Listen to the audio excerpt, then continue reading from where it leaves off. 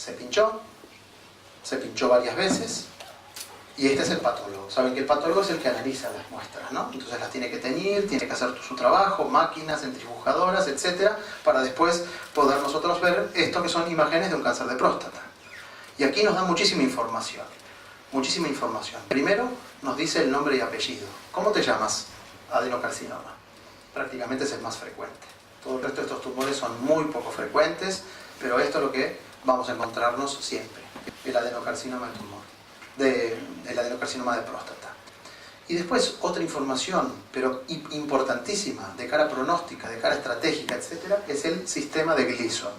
No los quiero alterar, pero dentro de lo que es un tumor de próstata van a existir células que son muy cordiales, muy buenas, pero también puede haber células relativamente cordiales y células antipáticas.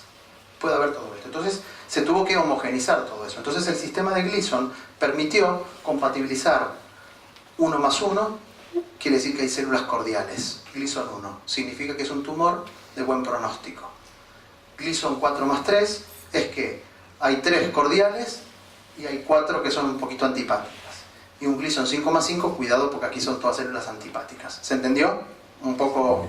El concepto que quiero dejaros es el sistema de Gleason y diagnosticar. Esto es muy importante. Bien, determinados casos en tumores pequeños no hace tanta falta, pero generalmente hay que pasar por la tomografía axial computada. La tomografía axial computada lo que permite, digamos, quien se hizo un TAC alguna vez, es pasar por aquí y ver también la próstata, pero también ver todo lo vecino. A veces podemos ver, ya sea con esto o con una resonancia prostática, si la cápsula está afecta o no, si hay ganglios afectos o no. Es decir, es importante de cara a la estrategia que se va a seguir. Porque si el tumor atravesó la cápsula, cuidado que ya operar eso es bueno, entramos en algún tipo de discusiones. Si hay ganglios, bueno, hay que hacer una cirugía un poquitito más importante. Es decir, nos sirve para saber la estrategia quirúrgica, si existe, y saber la hoja de ruta que hay que seguir.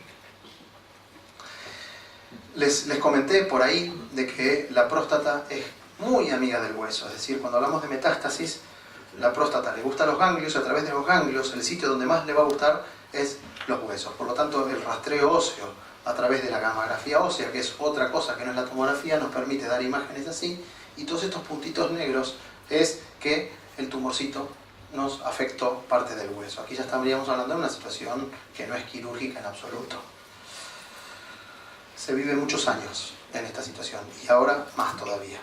El tema es cómo hay que vivir y cómo hay que ayudar a convivir con la enfermedad. Por lo tanto, todos hablamos, doctor, ¿en qué fase de la enfermedad estoy? ¿No? ¿A dónde?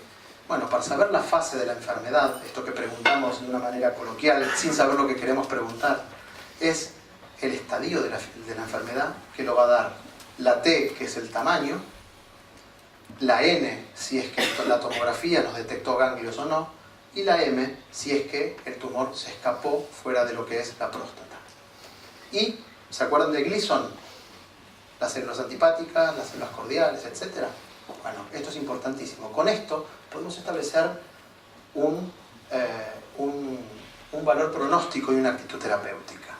¿Cómo podemos estadificar? ¿Cómo podemos llegar un poco? A veces es difícil ponerle el tamaño a algo que es muy chiquitito o a una próstata que está en el lóbulo derecho y en el lóbulo izquierdo afectada por tumores tan pequeños. Pero esto es un tumor chiquitito, esto sería un estadio 1. Esta es la cápsula de la próstata, no está afectada, no toca la uretra o está en la cercanía. Estos son los ganglios, no están afectados. Es decir, el cáncer no es palpable, es decir, el tumor no se toca. No es visible, le ponemos la ecografía y no se ve. Y el diagnóstico terminó siendo accidental. Me fui a hacer un PSA, me encontró esto, me mandaron al urólogo, me metieron el dedo en mis partes y me encontraron un cáncer. Así. Generalmente así se diagnostican los tumores pequeños. Estadio 2.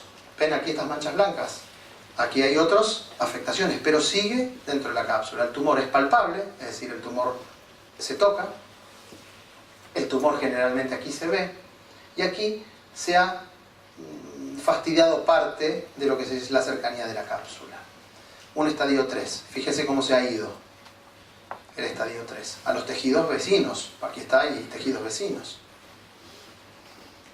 Y aquí, miren cómo se ha ido el tumor. Se ha ido todo por aquí, ha contaminado los ganglios, y de los ganglios, por ejemplo, aquí se puede llegar a ver, y afectó a los huesos. Entonces aquí estamos hablando de un estadio 4. Y así conformamos nosotros el famoso afectación ganglionar, diseminación metastásica a otros órganos.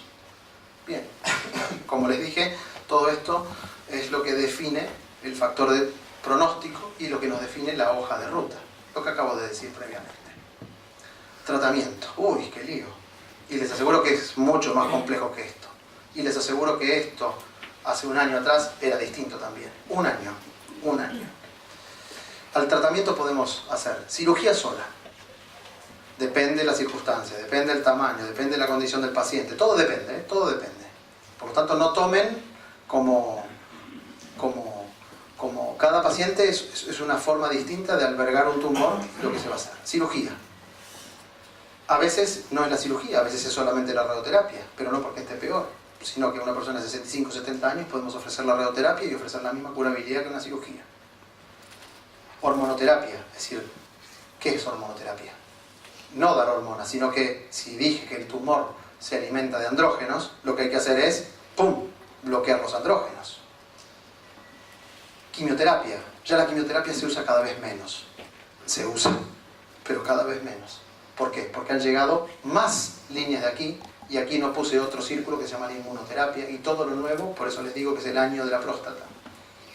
Pero fíjense esto, que ya después les voy a dar mi reflexión.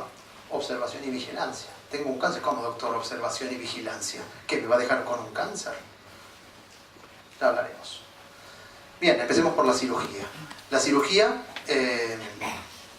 es el tipo más frecuente de cirugías que se termina haciendo y varía en función del tamaño del tumor, lo que les decía de la localización, de la extensión de la enfermedad, de los ganglios y de la afectación de órganos vecinos. El término médico es prostatectomía radical, quitar la próstata, es decir, tan sencillo como eso. Entonces es sacar la próstata, es quitar las vesículas seminales, a veces es quitar los ganglios regionales que sirven de drenaje a la próstata. Esto es un urólogo, a veces con el TAC puede, por eso es importante los estudios anteriores, para saber cuál va a ser la hoja quirúrgica del urólogo. ¿Cuál es el objetivo? La curabilidad. Es decir, si un paciente va a entrar a un quirófano es para curarlo. Es decir, por lo menos para lograrlo.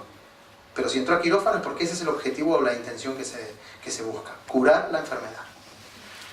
Y existen tres tipos de cirugía. La prostatectomía radical retropúbica, la que se usó durante muchísimos años. Esta es una cirugía en donde se hace de aquí a aquí una incisión y a través de ahí se pasa por detrás de la vejiga, se llega hasta el recto, se llega a la próstata y va. Una cirugía que tiene su posoperatorio, que es un poco molesta,